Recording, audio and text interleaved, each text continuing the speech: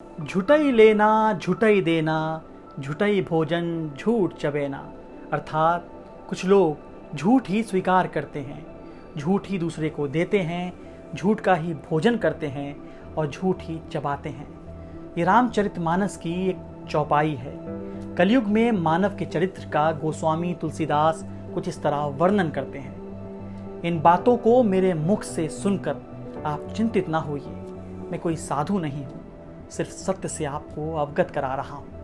नारद की तरह, पत्रकार भी तो नारद की तरह ही होता है ना। दरअसल राम मंदिर, राम राज, राम भक्त, जय श्री राम की कॉपीराइट वाले उत्तर प्रदेश की योगी सरकार को इलाहाबाद हाई कोर्ट ने राम भरोसे सिस्टम बताया है। इसलिए अब हम राम का नाम लेकर बिना एनएसए, गुंडा एक्ट और गिरफ्तारी से बिना डरे पूछ रहे हैं, जनाब ऐसे कैसे? उत्तर प्रदेश में कोविड मैनेजमेंट और स्वास्थ्य सुविधाओं को लेकर इलाहाबाद हाई कोर्ट ने योगी आदित्यनाथ सरकार को शर्मिंदा करने वाली टिप्पणी की है। गांव और छोटे शहरों में हेल्थ इंफ्रास्ट्रक्चर पर बात करते हुए हाई कोर्ट ने कहा कि राज्य का पूरा मेडिकल सिस्टम ही राम भरोसे है। जस्टिस सिद्धार्थ वर्मा और जस्टिस अजित कुमार की बेंच ने उत्तर प्रदेश में कोविड मरीजों की बेहतर देखभाल की मांग करती याचिका पर सुनवाई की।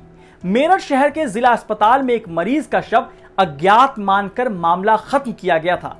इस केस का जिक्र करते हुए कोर्ट ने कहा, अगर ये हाल मेरठ जैसे शहर के मेडिकल कॉलेज का है तो छोटे शहरों और गांवों में राज्य का पूरा मेडिकल सिस्टम राम भरोसे ही समझा जा सकता है। कोर्ट ने कहा, जब ये सिस्टम आम दिनों में हमारे लोगों की मेडिकल जरूरत को पूरा नहीं कर पाता तो इसे मौजूदा महामारी के दौरान ढहना ही था। कोर्ट ने सुनवाई के दौरान पश्चिमी यूपी के बिजनौर का जिक्र करते हुए कहा, हमें हैरानी है कि बिजनौर जिले में लेवल 3 का कोई अस्पताल नहीं है। 3 सरकारी अस्पतालों में सिर्फ 150 बेड हैं, जहां बाईपैप मशीन केवल 5 हैं और नजल कैनुला की संख्या सिर्फ 2। इस सुनवाई में एक बात और सामने आई। कोर्ट ने कहा, अगर हम ग्रामीण क्षेत्रों की आबादी 32 लाख मानते हैं तो वहां केवल 10 सामुदायिक स्वास्थ्य केंद्र हैं या सीएचसी हैं। ऐसे में 3 लाख लोगों पर एक स्वास्थ्य केंद्र है, वहीं 3 लाख लोगों के लिए केवल 30 बेड हैं। इसका मतलब है एक सीएचसी सिर्फ 0.01% आबादी की स्वास्थ्य देखभाल की जरूरत को पूरा कर सकता है।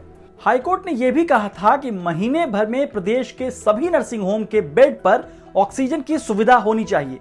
हर गांव में 2 एम्बुलेंस होने चाहिए। हाईकोर्ट के आदेश के खिलाफ यूपी सरकार ने सुप्रीम कोर्ट में अपील की। इस पर सुप्रीम कोर्ट ने कहा है कि हाईकोर्ट्स को ऐसे आदेश देने से बचना चाहिए जिन्हें लागू करना लगभग मुश्किल है। लेकिन 1 महीने के अंदर यह सब करने की जरूरत क्यों आन पड़ी? क्योंकि वक्त पर काम नहीं हुआ। साल 2017 में उत्तर प्रदेश में बीजेपी सत्ता में आई थी। तब सीएम बने आदित्यनाथ ने अयोध्या में कहा था, राम राज्य का सपना उत्तर प्रदेश में 2019 तक पूरा हो जाएगा। लेकिन 2 साल बाद हजारों लोगों का राम नाम सत्य हो रहा है। और तो और राम भक्तों को हिंदू रीति रिवाज से अंतिम संस्कार तक नसीब नहीं हुआ।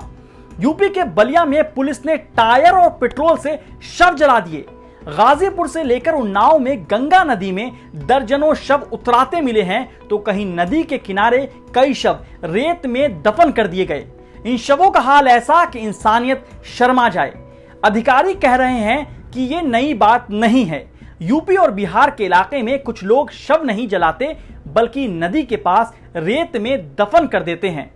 लेकिन कोई इन लोगों से पूछे कि कोरोना के अलावा ऐसा क्या हो गया कि लाशें नदियां और नदियों के किनारे नजर आने लगी। बार बार लोग ऑक्सीजन की कमी, अस्पतालों की बदहाली, टेस्टिंग में देरी के लिए आवाज उठा रहे हैं, लेकिन सरकार है कि धमकी मोड में है। ये हम नहीं कह रहे हैं, खुद सरकार के विधायक कह रहे हैं। सीतापुर सदर से बीजेपी विधायक राकेश राठौड़ को सुनिए। हम सरकार तो है नहीं भाई, लेकिन हम ये जरूर बता सकते हैं आपको हैं कि जो सरकार करे वही ठीक मानो। हमको जो लिखा पड़ेगा विधायकों की हैसियत क्या है,